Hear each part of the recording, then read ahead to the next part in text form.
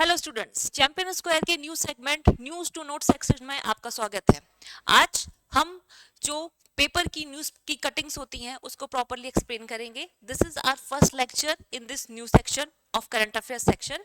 सो आज की हमारी जो न्यूज है वो एक इंग्लिश न्यूज़पेपर है, that is the Indian Express. उसकी न्यूज है, इसको कैसे एनालिसिस करना है, how to read this newspaper, or what are the takeaways which can be helpful in our prelims, mains and interview portions of MPPSC examination. So आइए आज थोड़ा सा इसको डिकोड करते हैं और समझते हैं कि इस न्यूज को पढ़ने से हमें कितना फायदा हुआ हमारे एग्जामिनेशन पॉइंट ऑफ व्यू से। So let's get started.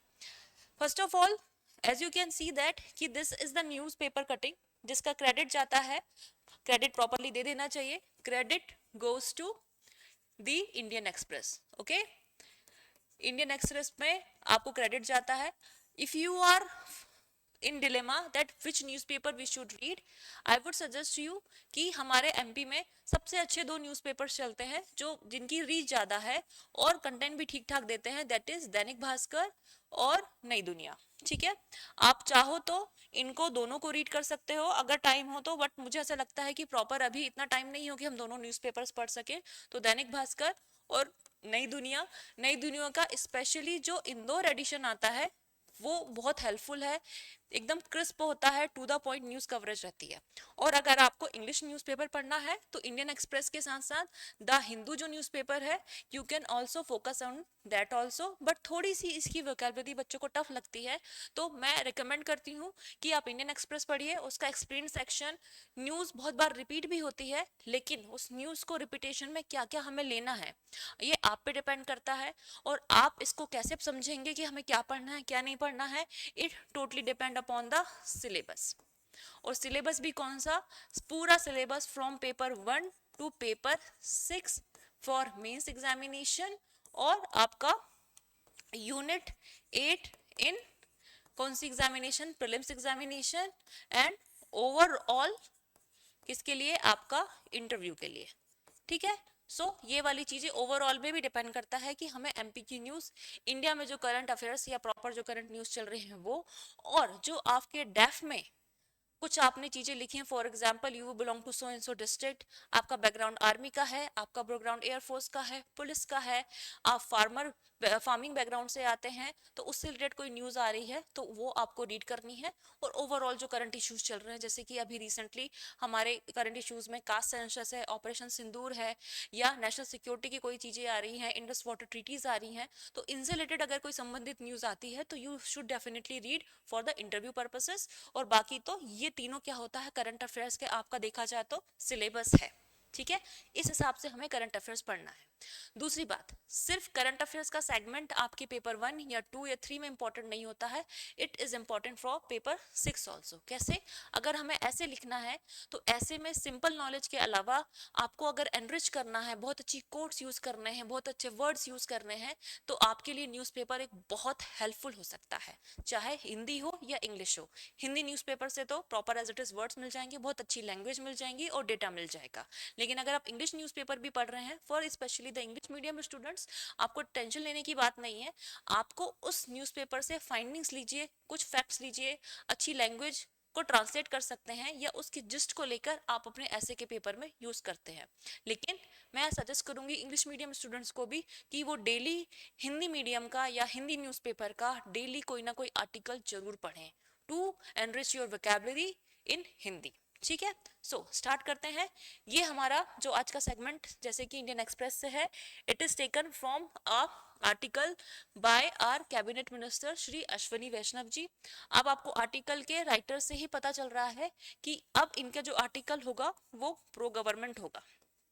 ठीक है, तो प्रो गवर्नमेंट चीजें हमेशा पढ़नी चाहिए, बिकॉज हमारे इंटरव्यू हो या मेंस हो, किसी भी चीज में हमें इनका जो स्टैंड है वो बहुत क्लियरली होना चाहिए। फिर आप उसके अगेंस्ट में जा रहे हैं, सही है गलत है वो बात की बात है, लेकिन गवर्नमेंट का क्या स्टैंड है, गवर्नमेंट क्या कह रही है, गवर्नमेंट ने कितना अचीव करा, what is the government is claiming, you should definitely know what is their stand. तो ये आर्टिकल्स तो कभी आपको साइडलाइन नहीं करने चाहिए। यस, अपोजिशन वाले आर्टिकल्स भी पढ़िए, लेकिन इनके आर्टिकल्स बिल्कुल हमें लीव नहीं करने हैं, ठीक है। सो प्रो गवर्नमेंट का स्टैंड है। अब क्या करना है, इसका थोड़ा सा प्रोसेस बताया जाए कि हमें कोई भी आर्टिकल या कैसे इसको क्या करना है, डील करना है। जैसे कि इस टॉपिक का नाम है ड्रीम्स टू डीड्स, ठीक है। पहले तो देखा तो टॉपिक ही बहुत इंटरेस्टिंग सा दिख रहा है, तो मन करेगा भाई ऐसा क्या बोल रहे हैं ड्रीम्स टू डीड्स, मतलब जो सपना था उसको हमने साकार कर दिया है अपने कामों के माध्यम से, एक्शन के माध्यम से। क्या बताना चाह रहे हैं यहाँ पर कि जो हमारे इनिशिएटिव्स थे या अचीवमेंट्स थी प्रेजेंट गवर्नमेंट की इन लास्ट 11 ईयर्स, वो अचीवमेंट्स क्या क्या थी वो बताए जा रहे हैं। तो उन अचीवमेंट्स के अंदर इन लोगों ने क्या क्या मोस्टली यूज करा है जो हमारे काम पे आ सकता है, that is the various scheme which includes Ujjwala scheme, PM Kisan, Ayushman Bharat, make in India, Garib Kalyan etcetera. तो इन सब schemes is very important for examination point of view, चाहे वो इंटरव्यू में हो या मेंस में हो। कब स्कीम स्टार्ट हुई, क्या उसका रोल था, क्या अचीवमेंट है, कुछ सेंटेंस टाइप पे भी क्वेश्चंस आपके प्रीलिम्स एग्जामिनेशन में आ जाते हैं। Who are all the beneficiaries, कितना इसका रेट हुआ है, तो इस टाइप के जो क्वेश्चंस है कुछ प्रीवियस ईयर्स में बहुत ज्यादा मेंशन हुए, इसलिए इसका पढ़ना या इसकी इंपॉर्टेंस बहुत ज्यादा हो जाती है। अब तरीका क्या अपनाएंगे, सबसे पहले प्रॉपरली क्या करेंगे, पेपर को रीड करिए और जो इंपॉर्टेंट चीजें दिख रही हैं आपके सिलेबस के पॉइंट ऑफ व्यू से उनको आपको प्रॉपरली क्या करना है, अंडरलाइन करना है। आफ्टर अंडरलाइनिंग आप उसको मार्क करें, चीजें करें और फैक्चुअल और जो स्कीम बेस्ड डेटा है प्रॉपरली हमें हमारे मार्कर से उसको हाईलाइट करते चले जाएं। फिर उन चीज को आप अपनी कॉपी में राइट डाउन कर सकते हैं। It should be written in very subject form, जैसे इकोनॉमिक का डेटा, हिस्ट्री का डेटा है, लेकिन कोई न्यूज़पेपर पढ़ते हुए सारे कॉपी साइड में तो रखता नहीं है। तो इसके लिए आई वुड सजेस्ट एक पतली सी कॉपी बनाइए। उस कॉपी में आप डाल सकते हैं कि भाई ये डेटा मैं हिस्ट्री में यूज कर सकती हूँ या कर सकता हूँ, ये डेटा ज्योग्राफी में आ जाएगा, ये डेटा इकोनॉमी में आ जाएगा, ये पॉलिटी में आ जाएगा। It depends on you. जैसे जैसे आप बढ़ते चले जाएंगे, सिलेबस की जानकारी हो जाती है, तो हमें खुद समझ में आ जाता है कि इस डेटा का मैं कहाँ कहाँ यूज कर सकते हैं। क्लियर। सो प्रॉपरली पतली सी कॉपी रखिए, it is should be handy, कहीं भी आप उसे कैरी कर सकते हैं। सिर्फ न्यूज़पेपर ही नहीं, आप इंस्टाग्राम देख रहे हैं, आप उस पर कोई माई गव का चीज आया है, कल्चर मिनिस्ट्री की कोई पोस्ट आई है, तो you should write it down. Save करने से, स्क्रीनशॉट लेने से कभी हम उस चीज को दोबारा नहीं पलटते हैं, ये क्लियर है। बोला जाता है कि फ्री टाइम में बैठ के पलटेंगे, लेकिन एक बार इंस्टाग्राम खोला या एक बार फोन खोला तो रील्स के अलावा कुछ नहीं चलता है, ठीक है। तो कोशिश करें कि उस डायरी में या उस कॉपी में हम इसको राइट डाउन करें, सो दैट जिस दिन हमारा एग्जाम हो या हमारा इंटरव्यू हो, हम उसको लेके एक बार पूरा रीड कर लेंगे, और हमने अगर पूरा सिलेबस एक बार पढ़ लिया है तो हमारे लिए उसको कनेक्ट करना या उसको रिकॉल करना बहुत आसान हो जाता है। क्लियर। फिर रिपीट दिस प्रोसेस जब दूसरे दिन का न्यूज़पेपर पढ़ेंगे चाय पीते हुए। क्लियर। आगे आप देखो, अब इस आर्टिकल के टेक अवेज क्या है, मैंने क्या लिख लिए हैं, ये मेरे लिखने के लिए है, आप इतना सेगमेंट अलग अलग नहीं करना है, ये तो मैं आपको प्रॉपर प्रोवाइड कर रही हूँ। हमें क्या करना है, इसमें इंफ्रास्ट्रक्चर पे बात करी है इन्होंने, हेल्थ पे बात करी है, वुमेन एम्पावरमेंट से रिलेटेड कुछ बातें बोली हैं, education, manufacturing, electronics, digitisation, terrorism जो कि नेशनल सिक्योरिटी का इशू है, और इंक्लूसिव डेवलपमेंट। साथ ही साथ इन्होंने एक वर्ड यूज करा है इसमें, अंत्योदय। तो आप सोचो, एक छोटा सा आर्टिकल अभी आप देख सकते हैं कि इतना सा दिख रहा है अभी प्रॉपर्ली। इसकी जो पीडीएफ मिलेगी तो मे भी आपके लिए बहुत अच्छे से विजिबल हो जाएगा, आपको पीडीएफ प्रोवाइड करी जाएगी। सो इस आर्टिकल्स में कितनी सारी चीजें मेंशन है, you can see that properly. Okay. So एक आर्टिकल कितना इंपॉर्टेंट रोल प्ले करता है, इससे आपको बहुत इजीली समझ में आ रहा होगा। Okay, moving on. अब देखो, अब इसमें जैसे टॉपिक की मैंने बात करी थी, तो इसमें आता है पहला क्या, इंफ्रास्ट्रक्चर। इंफ्रास्ट्रक्चर पे क्या बात हो रही है कि आज इसमें इंफ्रास्ट्रक्चर बताया है कि डेवलपमेंट ऑफ फिजिकल, डिजिटल और सोशल इंफ्रास्ट्रक्चर पर प्रेजेंट गवर्नमेंट ने काम करा। तो हमने क्या सीखा इससे कि जो इंफ्रास्ट्रक्चर के टाइप्स होते हैं वो कौन कौन से टाइप्स हो गए, एक फिजिकल इंफ्रास्ट्रक्चर हो गया, एक डिजिटल इंफ्रास्ट्रक्चर हो गया, और एक कौन सा हो गया, सोशल इंफ्रास्ट्रक्चर हो गया। ऐड कर लो अपने इंफ्रास्ट्रक्चर वाला टॉपिक, जो एक इकोनॉमी का टॉपिक है वहां पर यूज होता है, तो आप इंफ्रास्ट्रक्चर में ये ऐड ऑन कर सकते हैं। दूसरा, आप कुछ फैक्चुअल डेटा देख लेते हैं। देखो, बहुत कुछ तो आपको याद नहीं रहेगा, लेकिन एक बार जब लिख लेंगे ना, तो मैं आपको गारंटी देती हूँ, अगर आपने लिख लिया कि भाई 59,000 किलोमीटर हमने हाईवेज बनाए हैं, लिखा गया, तो जब भी आंसर राइटिंग करोगे, स्पेशली ये उन बच्चों के लिए काम आएगा जो 2025 के एग्जाम पोस्टपोन हो चुका है और आपकी प्रिपरेशन एक हद तक हो चुकी है, आप समझ में नहीं आ रहा कि हम क्या करें, क्या तैयारी करें, तो इस प्रकार के डेटा लिखिए और अपने आंसर को और एनरिच कर सकते हैं। क्लियर। सो क्या है 59,000 किलोमीटर के हमने क्या बनाए, हाईवेज बना दिए हैं इंफ्रास्ट्रक्चर में। कौन से इंफ्रास्ट्रक्चर की बात हो रही है, ये फिजिकल इंफ्रास्ट्रक्चर क्या होता है, रोड्स, ब्रिजेस, रेलवेज, ठीक है, ये सब आते हैं फिजिकल जो आपको विजिबल होते हैं। और डिजिटल इंफ्रास्ट्रक्चर क्या होता है, यूपीआई और आधार, जो डिजिटल रूप में या फिर हमारे डिजिटाइजेशन को प्रमोट करने वाले इंफ्रास्ट्रक्चर या जिस जो हमारा एक सेगमेंट काम कर रहा है इंटरनेट का, दैट इज डिजिटल। और सोशल इंफ्रास्ट्रक्चर क्या होता है आपका, जो सोशल सर्विसेज या सोशल सिक्योरिटी हमें प्रोवाइड करता है, जैसे कि आपको घर बना के देना, क्लीन ड्रिंकिंग वाटर होना, आपको टॉयलेट फैसिलिटीज प्रोवाइड करवाना। All these initiatives by the government came under the social infrastructure. Clear? So क्या हुआ, हाईवेज इतने बनाए 59,000 किलोमीटर के, 37,500 किलोमीटर के हमने रेलवे ट्रैक्स बनाए हैं। इसी रेलवे ट्रैक के अंदर एक यू स्कीम कौन सी चल रही है, अमृत भारत योजना, सुना है आप लोगों ने नाम? यस। अमृत भारत के अंदर हम क्या काम कर रहे हैं, जो रेलवे के प्लेटफॉर्म्स हैं उनको डेवलप करने का काम किया जा रहा है, ठीक है। रिसेंटली हमारे एमपी में एक डिस्ट्रिक्ट है, अलॉन्ग विद दैट दूसरी डिस्ट्रिक्ट मुझे भी प्रॉपर्ली रिकॉल नहीं हो रही है, there is a district known as Narmadapuram. अभी रिसेंटली ही उसका क्या है, अमृत भारत के अंदर क्या करा गया है, इनॉग्रेशन किया गया है। क्लियर? तो this is very important scheme, आपने कोई स्कीम भी पता चल गई और उससे रिलेटेड फैक्चुअल डेटा भी पता चल गया, ठीक है। फिर अभी चेनाब ब्रिज और अंजी ब्रिज का क्या हुआ है, इनॉग्रेशन हुआ है, ठीक है। क्या है ये, हाईएस्ट ब्रिज, चेनाब ब्रिज क्या है आपका, हाईएस्ट ब्रिज है। इस पे वंदे भारत दौड़ते हुए एक वीडियो बहुत अच्छे से वायरल हुआ था, ठीक है। तो इससे रिलेटेड कब इनॉग्रेट हुआ, कितनी इसकी हाइट है, आप चाहो तो इसको लिख सकते हो, नहीं तो इतना ही काफी है कि Chenab bridge connectivity for Jammu Kashmir की कनेक्टिविटी के लिए, जम्मू कश्मीर की मॉडर्नाइजेशन के लिए, जो टूरिज्म फैसिलिटीज को और ज्यादा एनहांस करने के लिए this bridge will play a very important role. Overall क्या कर रहे हैं, these are the symbol of modern Bharat. Physical infrastructure किस चीज का सिंबल होते हैं, मॉडर्न भारत का सिंबल। तो this line can be used in your answer writing also. Moving on, digital infrastructure में कौन कौन सी चीज आती है, यूपीआई, आधार, डिजी लॉकर। इससे रिलेटेड आप फैक्ट याद रख लो सबसे इंपॉर्टेंट, कि यूपीआई में 60 करोड़ ट्रांजैक्शन पर डे हो रही हैं। क्लियर? इस डेटा को याद रखने पे हम बता सकते हैं कि हाउ दिस इज असेसिबल, कितना असेसिबल और अफोर्डेबल हो चुका है हमारा यूपीआई, जो आज एक छोटे से ठेले वाले से लेके बड़े बड़े मॉल में भी हम यूपीआई का यूज कर रहे हैं। प्रॉपर सबके पास इसकी एसेसिबिलिटी है। तो इस एसेसिबिलिटी और अफोर्डेबिलिटी ऑफ डिजिटल इंफ्रास्ट्रक्चर को एक वर्ड कर दिया गया है, it has democratise the technology, ठीक है। क्या ये डेमोक्रेटाइज टेक्नोलॉजी आपने अभी तक यूज करा है अपने किसी भी आंसर राइटिंग में, ठीक है। आप इस वर्ड को बोलेंगे तो क्या रहेगा कि हमने जो हमारी टेक्नोलॉजी है उसको डेमोक्रेटाइज कर दिया है, सबके लिए एसेसिबल और अफोर्डेबल हो चुकी है, ठीक है। डेमोक्रेसी क्या होती है, जनता के लिए और जनता से और जनता को, ठीक है।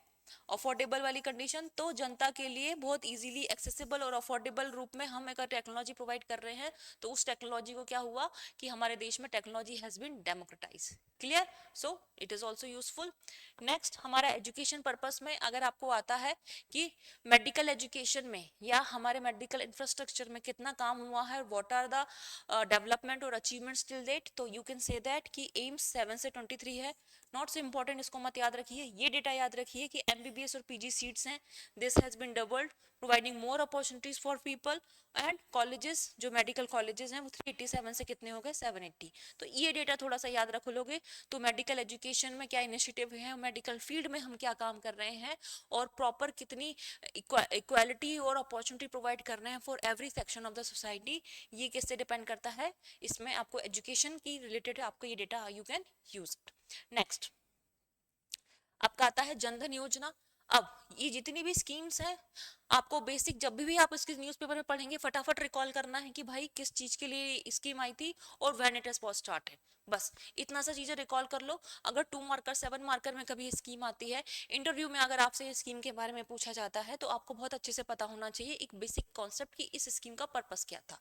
तो जनधन योजना किस लिए आई थी, फाइनेंशियल इंक्लूजन के लिए, सबके बैंक अकाउंट खोले गए थे ताकि जो हमारा जो करेंसी है it can be available to everyone, उसका प्रॉपरली लिक्विडिटी रहे। और it was started on 28 August 2014, एक डेटा। अब पेपर से हमने इसमें क्या लिया कि 530 मिलियन अकाउंट से ज्यादा इसमें खोले गए हैं, जो एक यूरोप की पॉपुलेशन से भी क्या है, ज्यादा है। क्लियर? कितने 530 मिलियन अकाउंट्स आज तक जनधन अकाउंट्स में खोले गए हैं। अचीवमेंट्स बता दी और थोड़ा सा इसका फैक्चुअल भी याद कर लिया। फिर पीएम आवास योजना, इसके अंदर कितने होम्स बना दिए गए हैं, 40 मिलियन होम्स। कब स्टार्ट हुई थी ये, जून 25 2015। And affordable housing for all, मतलब आपको बहुत ही सब्सिडाइज रेट में, I think it was 1 lakh around, उस रेट्स में आपको क्या है, सिंपल सा एक घर बना के, ताकि जो एक बेसिक नेसेसिटी है फॉर अ पर्सन की रोटी कपड़ा और मकान, तो मकान की फैसिलिटीज प्रोवाइड कर सके। तो ये सारी चीजें किस में आ रही हैं, आपके सोशल इंफ्रास्ट्रक्चर वाले सेक्शन में ये सारी चीजें प्रोवाइड की जा रही हैं। ठीक है, नेक्स्ट आता है आपका स्वच्छ भारत मिशन। स्वच्छ भारत मिशन के अंदर कब स्टार्ट हुआ था आपका, 2 अक्टूबर 2014। इसके बहुत सारे सेगमेंट्स हैं। टॉयलेट्स बनाना, पहले आपको ओपन डिफेक्शन फ्री टॉयलेट्स बनाएंगे, ओपन डिफेक्शन फ्री है, फिर क्लीनिनेस ड्राइव है। तो इस कंटेंट में अभी क्या कर सकते हैं, हमने कितना काम कर लिया है, 120 मिलियन टॉयलेट्स का क्या हुआ है, बनाया जा चुका है आपकी कंट्री में। इस बेसिस पे हम कर सकते हैं कि सोशल इंफ्रास्ट्रक्चर में कितना डेवलपमेंट हुआ है, और ओवरऑल इसकी डेट याद कर लो। फिर आता है आपका, हाँ, उज्ज्वला योजना। उज्ज्वला योजना, व्हाट डज इट सिग्निफाई, इसका सिग्निफिकेंस सबसे इंपॉर्टेंट हो जाता है वुमेन एम्पावरमेंट में। ठीक है, this schemes can be return on women empowerment section में। कैसे, क्योंकि आपको उज्ज्वला योजना से जो वुमेन चूल्हे पे बैठ के रोटी बना रही थी, उसको सबसे ज्यादा हेल्थ प्रॉब्लम्स हो रही थी, पूरे टाइम उसमें एंगेज रहती थी, उससे टाइम नहीं बचता था, तो वो कुछ और काम नहीं कर पाती थी, अपने बच्चों को पढ़ाने का काम या फिर बाहर कुछ और एक्स्ट्रा काम, अपने ऊपर कुछ वर्क करना स्किल डेवलपमेंट में, उस चीज को आसान किसने कर दिया, उज्ज्वला योजना ने। क्यों, क्योंकि जो काम चूल्हे बनाने में, जो खाना बना चूल्हे पे जो खाना बनाने में टाइम लगता था, वो कम हो गया है एलपीजी कनेक्शन से।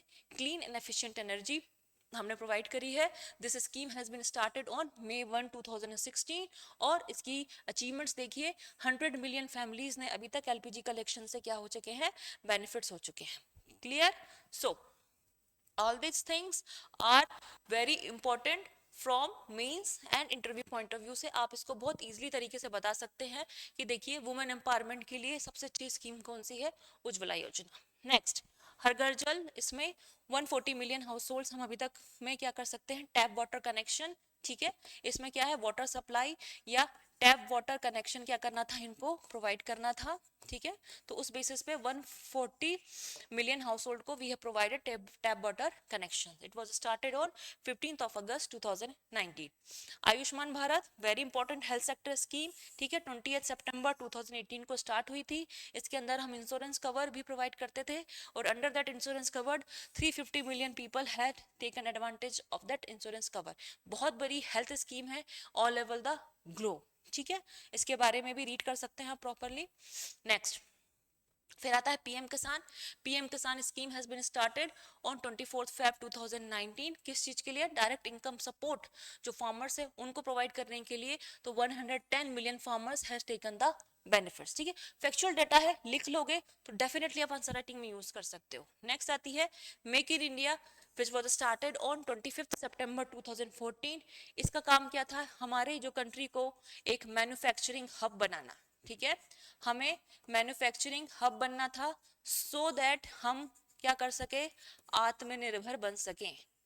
और आत्मनिर्भर से बनने से क्या होगा, अगर हम प्राइमरी सेक्टर से सेकेंडरी सेक्टर पे आना है, and to become a developed economy, we should we should strengthen our manufacturing sector. तो उसके लिए सबसे ज्यादा काम किया जा रहा है। और रिसेंटली उसमें डेटा है, अगर इलेक्ट्रॉनिक्स मैन्युफैक्चरिंग की बात करें तो 12 लाख करोड़ का मैन्युफैक्चरिंग हो चुका है, और हम एक्सपोर्ट कर रहे हैं 8 times more from previous time, और मैन्युफैक्चरिंग 6 टाइम्स ज्यादा कर रहे हैं। 12 लाख करोड़ याद मत रखो, हम इलेक्ट्रॉनिक्स मैन्युफैक्चरिंग में 6 टाइम्स आगे आ चुके हैं। किस टर्म्स में, प्रोडक्शन के टर्म में, और एक्सपोर्ट के टर्म में हम कितने आगे आ चुके हैं, 8 टाइम्स। ठीक है, मतलब एक्सपोर्ट भी हो रहा है क्या, हमारा इलेक्ट्रॉनिक्स इक्विपमेंट। और हम second largest cell phone producers बन चुके हैं। क्लियर, तो मतलब हमारे पूरे ग्लोब के सबसे सेकंड नंबर पे सेल फोन प्रोड्यूसर कौन कर रहा है, इंडिया कर रहा है। साथ ही साथ इसमें सेमीकंडक्टर एक मिशन है, वो भी मैन्युफैक्चरिंग में जाया जाएगा। तो इसका अभी ब्लूप्रिंट टू ब्रेक थ्रू। ठीक है, इसको एक लाइन बहुत अच्छी थी, that's why I have written blueprint to break through, means आपका प्रॉपर डेटा तैयार हो चुका है, कैसे होना है, क्या होना है, now we are moving towards the implementation of this mission. इसमें भी बहुत सारी लैब प्रॉपर टेक्नोलॉजीज ये डेवलप होना स्टार्ट हो चुकी हैं, जिसमें 20 chipsets and IP have been designed. These IPs and chipsets are has been designed in India only, proper इनके सेंटर्स बने हैं, इंस्टीट्यूट बने हैं। Previously we have to import these chips and IP sets from China, but now we are manufacturing that chips and IP in our country only. So this is the big achievement for India, and this mission has been started in 2021. Next, moving on, if we talk about the governance means आपको timely जो government की facilities है timely transparency से उस चीज को provide कर दी जाए, it is said to be a good governance. ठीक है, तो गवर्नेंस में गवर्नमेंट ने क्या काम करा है, जो बहुत सारे एक लॉज थे जो कहीं ना कहीं किसी भी पॉलिसी को इम्प्लीमेंट करने में या किसी भी बेनिफिट्स को प्रोवाइड करने में प्रॉब्लम क्रिएट कर रहे थे, तो उनको क्या कर दिया गया है, 1500 ओल्ड लॉज को रिपील कर दिया गया है। 40,000 प्लस जो कॉम्प्लिकेट्स होती थी, ये करो, ये लेकर आओ, यहाँ साइन, ये क्लियरेंस, वो क्लियरेंस, तो इन सबको क्या कर दिया गया है, रिमूव कर दिया गया है। क्यों? अब ये लाइन आपके मेंस के लिए इंपॉर्टेंट हो जाती है कि जो लॉज हैं वो हमारी डिग्निटी पे फोकस करना चाहिए, नॉट सस्पिशन पे। मतलब लॉस का मतलब ये है कि जो लॉ है वो ये बताए कि हमारे जो भी आपके सिटीजन ऑफ द कंट्री है, दीज आर डिग्निफाइड, उनको उस प्रकार के लॉज दिए जाए। लॉज इस प्रकार से ना बना जाए कि शक के दायरे में, अच्छा ये गड़बड़ है, चलो ये क्लियरेंस लेकर आओ, ये गड़बड़ है, ये क्लियरेंस नहीं। हम आपकी डिग्निटी पे फोकस करते हैं, इस प्रकार के लॉज हमेशा फोकस करे जाने चाहिए। ठीक है, तो क्या है, it is focusing on dignity not suspicion. और दीज इनकरेज, क्या इनकरेज करता है ये टाइप का गवर्नेंस, अब ये लाइन हम बहुत अच्छे से लिख सकते हैं, क्या है, इन्वेस्टमेंट को एनकरेज करती हैं गवर्नेंस। इन्वेस्टमेंट से क्या आता है, इनोवेशन, और इनोवेशन से होता है फॉर्मलाइजेशन। क्या है ये, एक ग्रोथ साइकिल के लिए इन तीन वर्ड्स का आप यूज करते हैं कि क्या है ग्रोथ साइकिल के पैरामीटर्स, क्या है, investment, innovation and formalisation. Use करिए आप अपने आंसर राइटिंग में। Next, national security, specially we are now focusing on terrorism from surgical strike to air strikes. इसके लिए हमारे जो पीएम है उन्होंने 3 डॉक्ट्राइन पे काम करा है। हम एक डिसिसिव रिटेलिएशन पे काम करते हैं, जो हमारा डिसाइडेड रहता है on our own terms. We have zero tolerance for nuclear blackmail which was Pakistan was doing on. ठीक है, आप सिर्फ न्यूक्लियर ब्लैकमेल पे आप सिर्फ जीरो टॉलरेंस है, हम तुरंत एक्शन लेंगे। और distinction, no distinction between terrorist and the responders. Terrorist को तो हमें खत्म करना ही करना है, लेकिन the countries or the people who are sponsoring that terrorism also, we will take action on those countries also. Or you had already seen that what action and what uh, distinction was taken for those countries and our previous attempts like Operation Sindoor. ठीक है, क्या और सबसे बड़ी बात क्या कर रहे हैं, we are using an indigenous technology in our air strikes और various attacks which promotes the concept of Viksit Bharat and आत्मनिर्भर भारत। ठीक है, अब अल्टीमेटली इन सारी चीजों का फोकस क्या था, हम एक इंक्लूसिव ग्रोथ पे काम कर रहे थे। इंक्लूसिव ग्रोथ क्या होती है, that growth which not only measured in GDP but in dignity and opportunity. क्या है, अभी जितने सारा डेटा में हमने बात करी थी कि इंक्लूसिव ग्रोथ गवर्नमेंट प्रोवाइड करना चाहती है, वो डिग्निटी और अपॉर्चुनिटी पे देती है। सिर्फ जीडीपी बढ़ने से ग्रोथ नहीं होती, आपकी डिग्निटी और अपॉर्चुनिटीज मिल रही हैं कि नहीं मिल रही हैं, this is the focus of the present government. अब इसमें क्या बताया गया, अंत्योदय का चीजें बताई गई है। क्या है अंत्योदय, अंत्योदय एक गाइडिंग फिलोसफी है, मींस लास्ट पर्सन जो है, uplifting people at the bottom of the pyramid. ठीक है, सबसे नीचे जो बैठा हुआ है, ठीक है, उसको भी हमें अपलिफ्ट करना है। इसीलिए जितने भी हमारी स्कीम्स थी, चाहे सोशल इंफ्रास्ट्रक्चर, फिजिकल इंफ्रास्ट्रक्चर, ठीक है, digital infrastructure, it has been focused to provide the accessibility to person at the last. Okay, so क्या हुआ, सारी चीजें हमने इंक्लूसिव ग्रोथ के जो कुछ पैरामीटर्स हैं वो क्या फोकस है, ये भी mains of view point of view से बहुत इंपॉर्टेंट है। Right, 4 pillars of inclusive growth आप लिख सकते हैं अपनी आंसर राइटिंग में। पहला है बिल्डिंग इंफ्रास्ट्रक्चर, वो इंफ्रास्ट्रक्चर जो कनेक्ट करे या कनेक्टिविटी प्रोवाइड करे। ग्रोथ वो जो इंक्लूसिव हो, ठीक है, एक आदमी की नहीं हो, सबकी ग्रोथ हो। मैन्युफैक्चरिंग वैसा होना चाहिए जो जॉब को क्रिएट्स करे। ठीक है, सिर्फ ऐसा नहीं कि बिल्डिंग बना दी और किसी को नौकरी नहीं मिल रही है, एआई बेस्ड आप काम कर रहे हैं। और सिस्टम इतना सिंप्लीफाई कर दो कि लोग उससे एम्पावर हो जाए। Clear, So this is the concept of inclusive growth in the government or overall gist of that small cutting which is present in that newspaper. तो इतने सारे टेक अवेज है जो आप अपनी मेंस की आंसर राइटिंग में, करंट अफेयर्स में, इंटरव्यू में कहीं भी आप इसको यूज कर सकते हैं. बहुत अच्छे वर्ड्स हैं for English medium also. Hindi medium को भी टेंशन लेने की जरूरत नहीं है. आप इनको समझिए अपनी भाषा में या जैसे आपको हिंदी में लिखना चाहते हैं आप उसको लिखिए. नेक्स्ट हमारी जो कटिंग होगी वह हिंदी मीडियम में होगी. क्लियरली? सो डोंट वरी, आपको प्रॉपर इसका सिंप्लीफाई कर दिया जाएगा. और चैंपियन स्क्वायर इसी के साथ साथ आपके लिए लेकर आ रहा है एक proper English medium batch that is called warrior batch जो अभी स्टार्ट हुआ है. जल्दी से जल्दी इसमें एनरोल कराइए और फैसिलिटीज लीजिए आप हमारे प्रॉपर नोट्स की, हैंड रिटन सिनॉप्सिस की, और एक डिजिटल क्लास जो आपको 2 मेंस 1 प्रीलिम्स और 1 इंटरव्यू की एक्सेस कराता है 2 साल के लिए. साथ ही साथ आपको ऑफलाइन कैंपस में भी यही फैसिलिटीज प्रोवाइड होती है.